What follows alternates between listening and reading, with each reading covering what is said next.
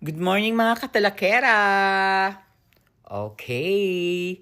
So eto na ang tapang ng OVP kasi naglabas sila ng ganitong statement ha. Basahin natin. Piatos, lalabas na. BP Sara Duterte, handa ng pangalanan si Piatos sa impeachment trial. Okay. Ang tapang ni Pompiang! Handa niya na raw pangalanan kung sino si Mary Grace Piatos. So, ayan yung isa sa plano nyo na paaaminin nyo yung isang USEC kung saan napunta ang confidential funds na siya ang talagang gumamit at nagnakaw para nga naman safe ka. Wow! Nagaya ko si Jam Magni, nakchiko, may muta pa ako.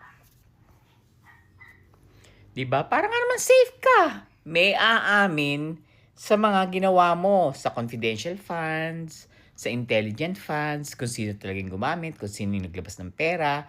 Tapos ikaw, inosente ka. Sila'y makukulong. Ngayon, after 3 years, dahil tatakbo kang presidente, pakakawalan mo ngayon sila. Magtitiis sila, pero para sa halagang 1 billion pesos. 'Di ba? Aaminin mo rin lang naman pala at handa mo rin lang naman palang ilabas kung sino si Mary Grace Piatos. Pinatagal mo pa. Ginulo mo lang ang Pilipinas. Nagrally ka pa kung ano-anong pinaggagawa nyo, pinagbantaan nyo yung buhay ng presidente, pinagmumura mo, ilalabas mo rin naman pala si Mary Grace Piatos. Yung mga script nyo, alam mo talaga, naiinis ako sa scriptwriter nyo. Sa totoo lang, sa salamin ko lagi nahuhulog. Ang eksena nyo dyan, ilalabas nyo si Mary Grace Piatos, siya yung gumamit ng confidential fund. Tapos sasabihin mo, hindi mo alam na ginamit yan. Chururut. Pompiang. Mamulot ka ng basura, hinihintay ka dito. Umuwi ka dito. Hindi ka vice president sa The Hague. May pinuntahan pa to eh. Ipopost ko mamaya. Hindi ka dun vice president. Dito ka vice president. Sa Pilipinas ka vice president. Ha? Tandaan mo yan. Dito ka vice president.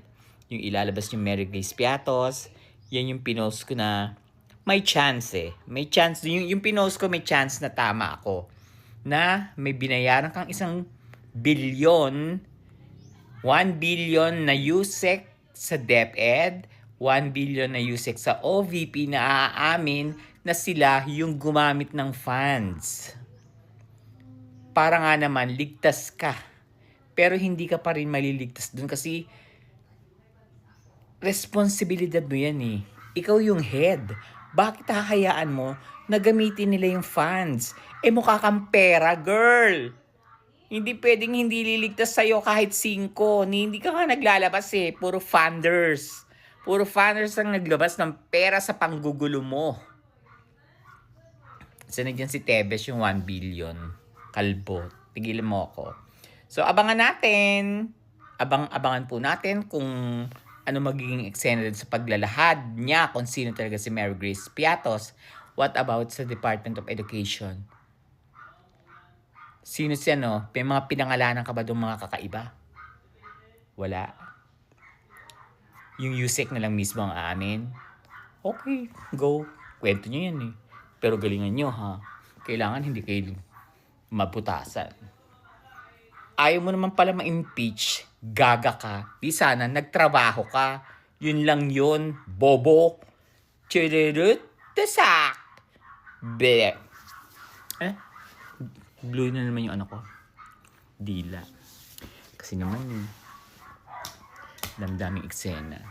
Amin din pala kung sino si Mary Grace Piatos. Pero kasya naman talaga yung nagnakaw.